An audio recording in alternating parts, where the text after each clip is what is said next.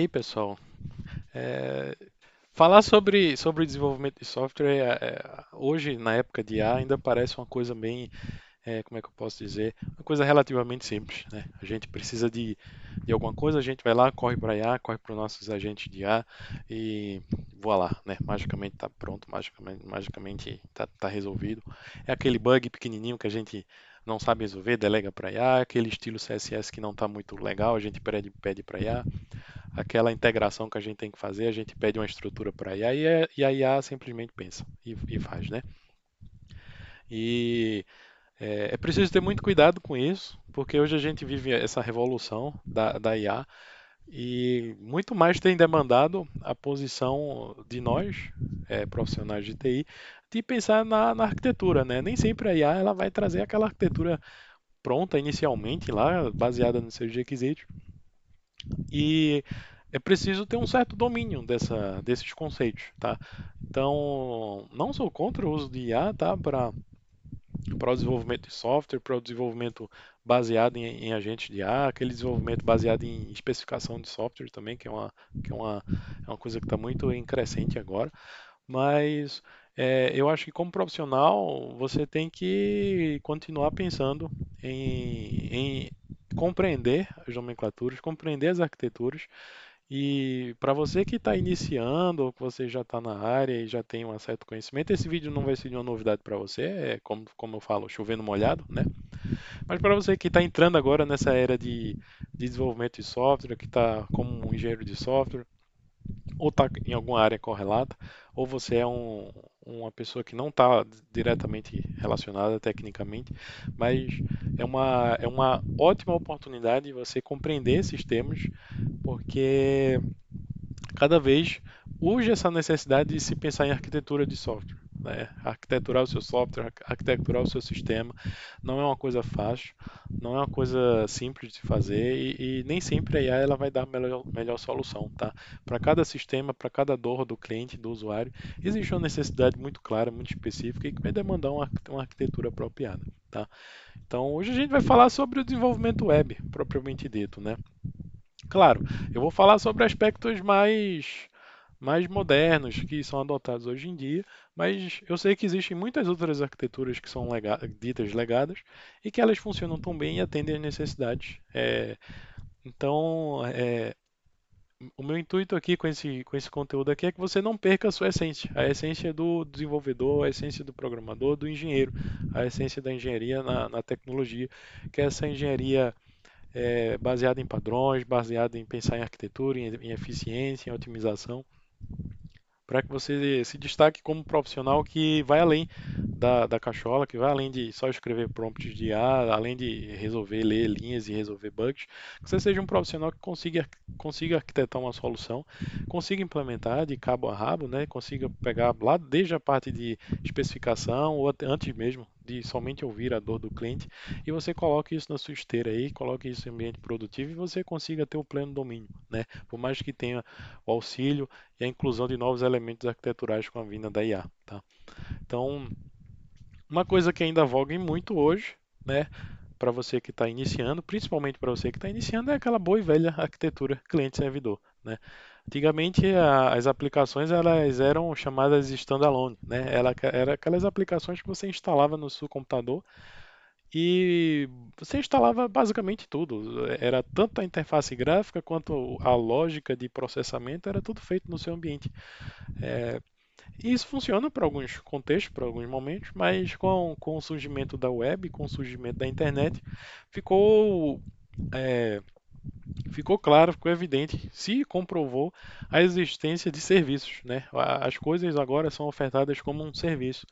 Então você simplesmente não baixa o programa e executa ele na sua máquina localmente, sem acesso à internet, sem nenhuma conexão. E até porque você, como usuário, não precisa, né, ter toda essa carga de trabalho e isso traz implicações, né? Questões de segurança, questões de desempenho, questão até mesmo de evolução desse software, né? Então, a arquitetura cliente-servidor ela se destaca principalmente por isso, né? Pela rápida evolução que se pode ter nas aplicações, né? Você está ali na sua aplicação, no seu serviço, no seu SaaS, né, que é um software como serviço, que é um outro conceito importante. Você está lá sempre evoluindo sua aplicação e o seu usuário, ele vai lá usando essa sua aplicação e já vai incorporando novas features, novas funcionalidades, né? E aí a arquitetura cliente-servidor é aquela mais básica possível, que funciona bem, é o feijão com arroz, que todo desenvolvedor, todo engenheiro de software ele tem que conhecer hoje, que é basicamente o cliente e o servidor. O cliente normalmente a gente acaba batizando de front-end, e o servidor normalmente a gente chama de back-end, né?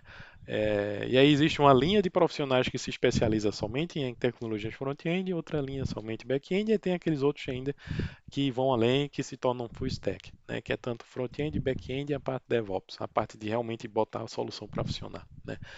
É, então o front-end é aquele básico, né? Aquela estrutura visual, é, repare, quando eu falo básico, não é que é básico, é porque se faz parecer básico. Porque a ideia é essa, simplificar a vida do usuário, né? Ele acessa lá a página lá, ele vai ter lá a sua interface, vai ter os elementos bem posicionados, vai existir uma grande preocupação na experiência do cliente, né? Da experiência do usuário. Ele vai estar lá preocupado em entender, resolver a sua demanda da forma mais simples possível, né? Um clicar de um botão se parece uma coisa mágica, né? E do outro lado a gente vai ter o back-end que vai sim implementar a lógica pesada atrás disso, né? Aquela lógica que muitas vezes humanamente é difícil de explicar para um usuário comum. Ele não precisa saber desses detalhes, ele não precisa saber de onde os dados dele, como os dados dele vão estar sendo salvos. Tecnicamente, na operação, eu falo diariamente. Claro que quando você constrói um software e os clientes demandam essas dúvidas, essas necessidades, você tem que deixar isso claro, né? Questão de conformidade com a lei e tudo mais. Mas no sentido amplo, o cliente ele não está preocupado, né? Ele não está preocupado em saber como foi feito, como vai ser feito. Ele somente pede que ele faz um request e ele quer um response, né? O clássico exemplo que se usa esse exemplo aqui do restaurante, né? Onde você vai para o restaurante, você quer comer, quer degustar lá do seu alimento, e você não necessariamente está preocupado naquele momento em botar a mão na massa, em cozinhar e saber como é que foi feito e quanto tempo levou para fazer cada coisa. Então, sei lá, tá, a arquitetura cliente-servidor basicamente você quer consumir alguma coisa e tem alguém produzindo, ofertando para você, né? E aí no back-end é, existe essa separação lógica, né, de responsabilidades. Um não é mais importante que o outro, mas eles se complementam. Então, falando do front-end, basicamente, o front-end ele é bem esse estilo aqui, né? É aquela camada visual, aquela experiência, aquele foco na experiência, na usabilidade. Não é só resolver a dor, mas resolver a sua dor de uma forma que você continuamente continue usando aquela ferramenta e que seja prazeroso, né? Então a web 1.0, aquela web inicial, lá na década de 80, 90, a web 1.0, ela era uma web muito mais voltada somente para os usuários consumirem conteúdos, né? Então, eram páginas simples, páginas sem muita interatividade, você simplesmente consumia conteúdo, eram páginas estáticas, né? E aí, com a evolução da web 2.0, que é a web, digamos assim, digamos que estamos no finalzinho dela agora, né? É uma web um pouco mais interativa, uma web onde o usuário ele passa a interagir mais, né? Ele passa a criar conteúdo. Então, a arquitetura cliente-servidor veio muito a calhar para esse caso, porque simplesmente não é só simplesmente um servidor que manda arquivos para o usuário consumir, mas ele ele processa necessidades do usuário. O usuário quer fazer uma compra, o usuário quer escrever um texto, o usuário quer fazer um post na rede social. Então, houve essa evolução, tá? Então, no front-end é aquela tríade que se formou e que é muito usada até hoje, que é o bom e velho JavaScript, CSS e o HTML, né?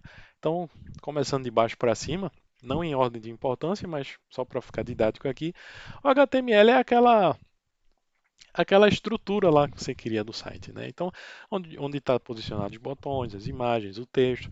Quando eu falo em HTML, não é só a página web no computador, pode ser página web no celular, pode ser um aplicativo é, nativo para um sistema mobile ou wearable, né, do tipo. Então, tipo, o HTML é aquela linguagem que define a estrutura. Ela não traz muita beleza, não traz muita funcionalidade. Ela traz a semântica, né? Ela está preocupada em estabelecer a semântica. que é muito utilizada pelos buscadores, né? Buscadores como Google e agora pelas IAs também, com essa nova emergência dos agentes de IA, dos MCPs da vida. Quanto mais você deixar semântico, sintático para que as IAs interpretem, melhor vai ser a operação desses agentes também, né? Então, é, o HTML é basicamente a sigla para Hypertext Markup Language, né? Não é uma linguagem de programação como alguns pensam, mas é uma linguagem que define estilos, que define marcações de hipertexto, tá?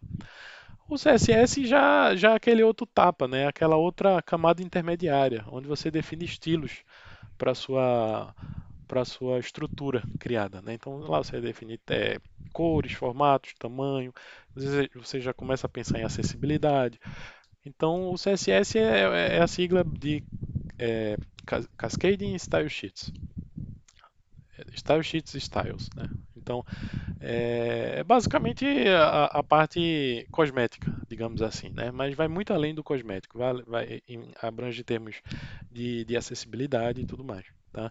E aí quando você quer dar o comportamento, você quer dar aquele aspecto interativo de clicar no botão, de ir para uma outra página, de ver alguma coisa acontecendo na tela, você já vai usar um JavaScript, que aí sim é uma linguagem de programação multiparadigma, que eu acredito, todos os browsers dão suporte ao JavaScript. É a linguagem que dominou esse meio, esse contexto. E ali você vai usar para fazer suas validações, para fazer reações, para coletar dados, enviar para o servidor, para receber a solicitação do servidor e processar e exibir em tela, alterar a estrutura do HTML de forma dinâmica, alterar os estilos CSS. Então, digamos assim, o cérebro, né, em termos da regra de negócio da sua aplicação.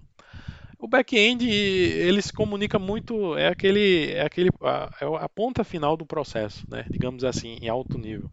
Então, é normalmente aquela parte que ninguém quer se dar o trabalho de ver, de pensar, né? E normalmente o mérito de um sistema acaba ficando mais centralizado no front-end, mas o back-end e o banco de dados, da forma como são estruturados, eles definem também muito o sucesso da coisa, tá? Então é no back-end que a gente vai ter a regra de negócio, que é a lógica de negócio, onde todas aquelas validações, aquela questão de manter a integridade dos dados, que já é definida no banco de dados, né, de forma estrutural no banco de dados, mas o back-end ele também se preocupa com isso, né? Ele garante que o que o usuário está fazendo esteja de acordo com as especificidades do sistema. E caso não, ele responder de forma apropriada para que o sistema, para que o usuário lá na tela ele entenda que ele não vai poder fazer um pedido no restaurante porque ele está pedindo um prato que não tem, que não existe. É, então muitas linguagens elas podem atuar como back-end. O próprio Java, o Python, o Node, o C Sharp, PHP, Go, muitas outras linguagens, tá bom? E o banco de dados é aquela camada, aquele elemento arquitetural à parte, né? Onde ele realmente vai fazer a persistência, vai fazer o controle, o cuidado dos dados, né? A gente fala banco de dados, mas muitas vezes no banco de dados existe um componente acima, que é o SGBD, que é o Sistema Gerenciador de Banco de Dados, que é ele que vai cuidar dessa parte de integridade, vai cuidar da parte do funcionamento do banco de dados, né? Então, existem vários tipos de bancos de dados, existem várias formas além do banco de dados para armazenamento, existem outras formas de armazenar dados, como histórias de objetos, ou como armazenamento em termos de volume, né, em montagem de arquivo, como assim funciona de forma semelhante ao seu disco rígido no computador. Mas o grande trunfo, assim, o grande uso que todo sistema web tem, ele tem sim um banco de dados, seja para salvar os produtos, salvar os usuários, salvar transações, solicitações de usuários. Então, o banco de dados é um elemento imprescindível também. Quando a gente fala de back-end, não só o back-end, não é só um código que valida, mas para onde vai, para onde esses dados estão sendo persistidos e para onde eles são utilizados, tá? Então existem vários bancos de dados, várias variações desse tipo daqui, tá? Mas a gente classifica em dois tipos, né? O relacional é aquele que serve mais para dados estruturados, é um formato bem tabular mesmo, né? E tem aquela amarração de validação, de constraint, né? Vale a pena estudar também, se aprofundar em banco de dados. relacionais. E também tem os não relacionais, que são aqueles para dados não relacionais, que são dados não estruturados. Pode servir para dados estruturados também. E tem uma velocidade absurda, né, em termos de processamento dessa forma, né, dado ao teor dos dados não estruturados. O relacional ele é muito bom para dados estruturados justamente por dar essa velocidade e ao mesmo tempo controle, né, sobre os dados. Então a gente estabelece aqui um raio-x, né, um raio-x. O front-end ele é aquela cadeira lá do seu restaurante.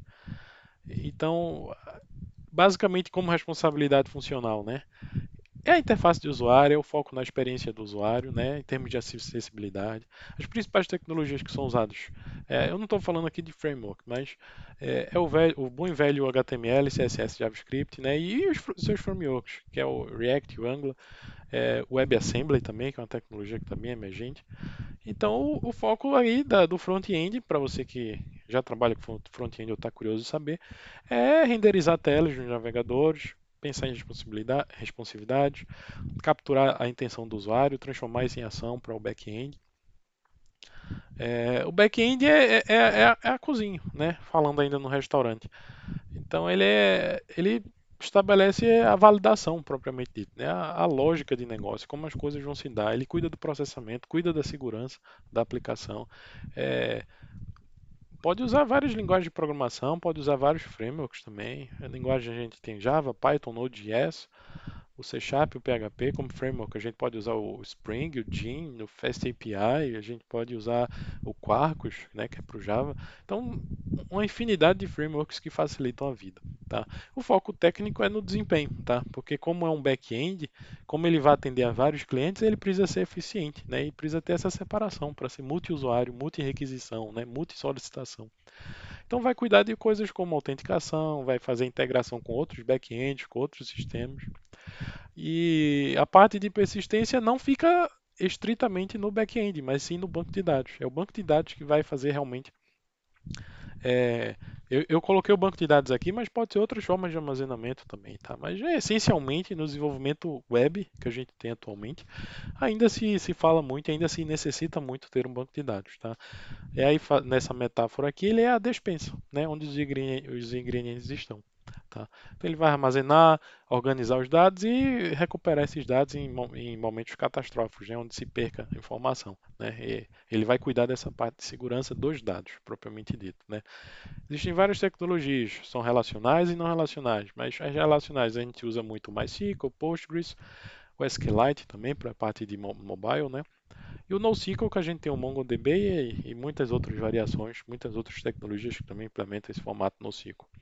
Então, o foco é, como você já deve se imaginar, na integridade, o banco de dados, né? Ele vai se preocupar na integridade dos dados, em fazer as consultas lá de forma ágil, e crescer, né? Ser escalável para que ele possa atender ao back-end ou aos múltiplos back-ends, porque isso também pode acontecer. Múltiplos back-ends podem consumir o banco de dados, tá bom?